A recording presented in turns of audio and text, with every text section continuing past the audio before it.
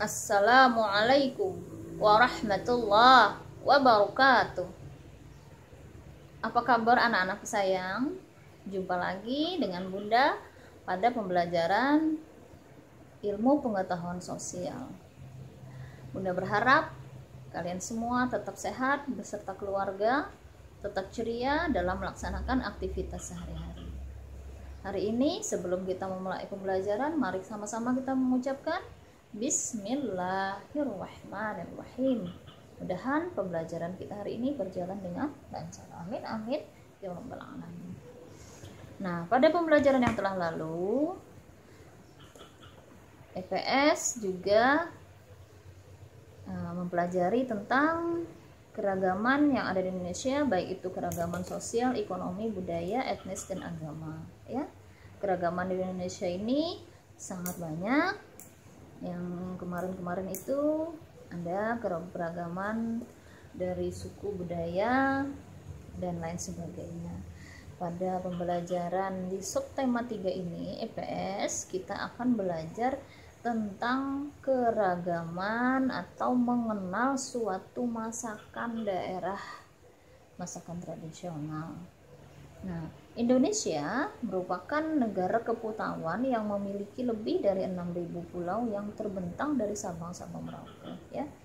Nah, tentu saja sebagai negara tropis, Indonesia mempunyai kekayaan alam yang beragam, terutama rempah-rempahnya. Ada kunyit, jahe, hancur, lengkuas, kemiri, dan lain sebagainya. Nah, dari keragaman itu sendiri muncullah beragam makanan tradisional yang khas. Yang khas itu artinya yang antara satu dengan yang lainnya itu makanan itu berbeda rasanya, ya, tergantung dari daerahnya dan siapa yang membuatnya, ya.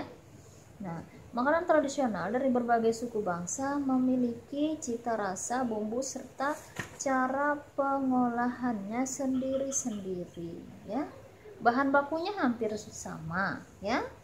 Tetapi yang berbeda itu adalah dalam tradisi cara memasak, yaitu cara memasak itu diwarisi oleh mereka dari nenek moyang kita masing-masing.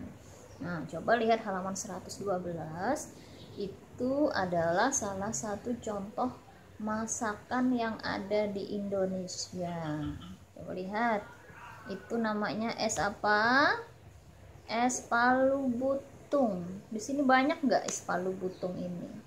Wah, banyak ya. Orang jual banyak ya. Nah, es palu butung ini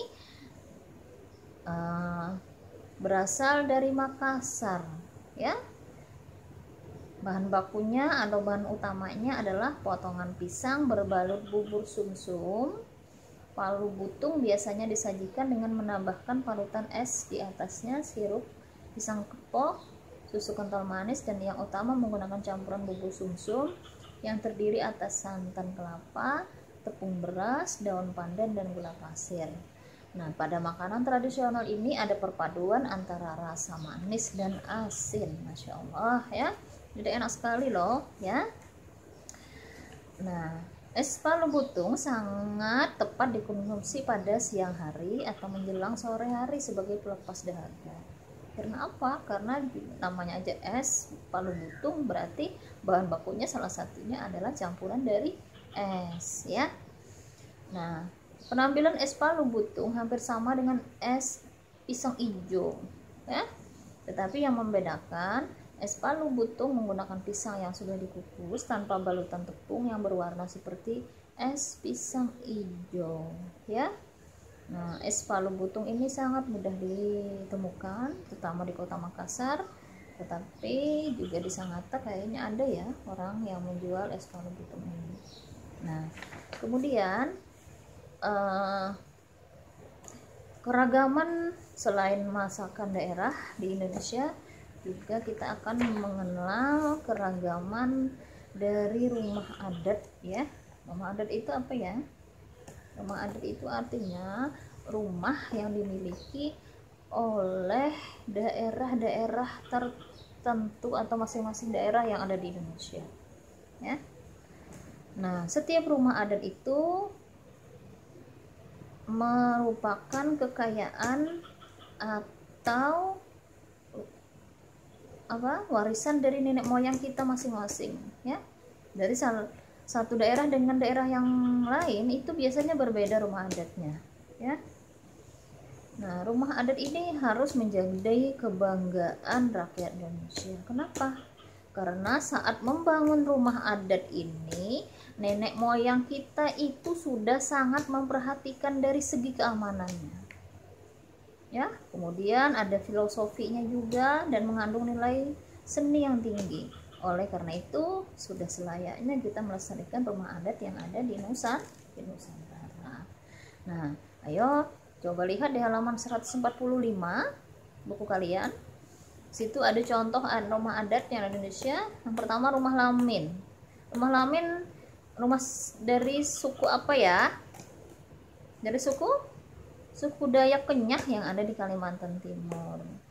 Nah, ini berbentuk panggung dia. Tingginya 3 meter dari tanah dan dihuni oleh 25 sampai 30 kepala keluarga. Nah, rumah lamin ini ada ruang dapurnya juga, ruang tidur, ruang tengah. Nah, jadi di sini mereka rumahnya besar ya.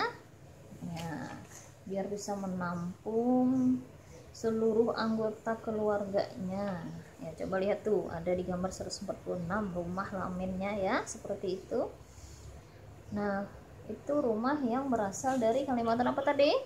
Kalimantan Timur ya, berarti dari Kalimantan ke tempat kita di mana kita tinggal sekarang ya. Nah, yang kedua rumah panjang. Rumah panjang ini berasal dari suku Dayak juga, yaitu suku Dayak Kalimantan. Memanjang juga dia ya. Bangunannya panjang. Namun sayang sekali rumah unik ini sudah jarang ditemukan, hanya beberapa bangunan yang bertahan dan masih berpenghuni. Yang ketiga, rumah lontik berasal dari Riau ya.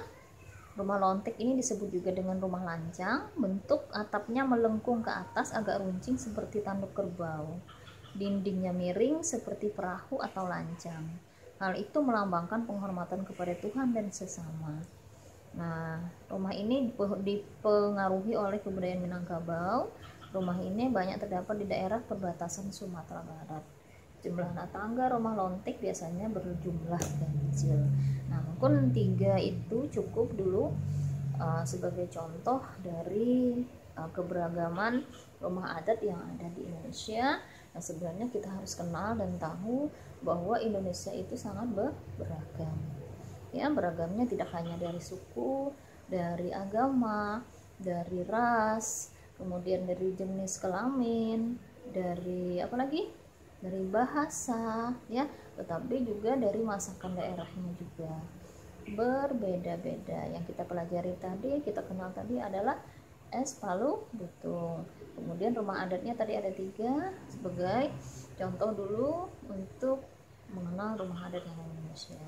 Nah, demikianlah penjelasan Bunda untuk hari ini.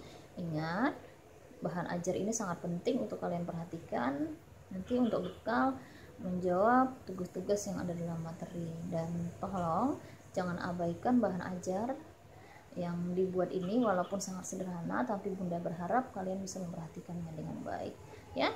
Marilah sama-sama kita tutup pembelajaran hari ini dengan mengucapkan alhamdulillahirabbil alamin.